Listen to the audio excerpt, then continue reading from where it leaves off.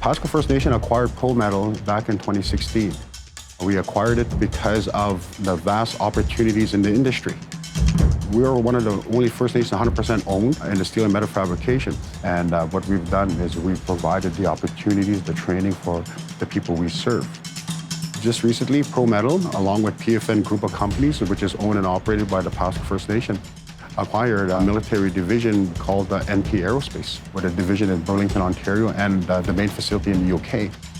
They build military helmets, body armor, and also light armored vehicle armor.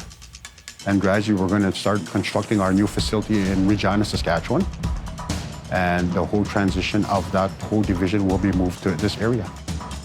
We're looking now at servicing Canada's military, providing services for them, for the UK and for the United States. When you look at the landscape in Saskatchewan in terms of manufacturing, you see all the potentials in the agricultural sector, oil and gas sector, potash industry, solar, wind. You see all those developments that are there.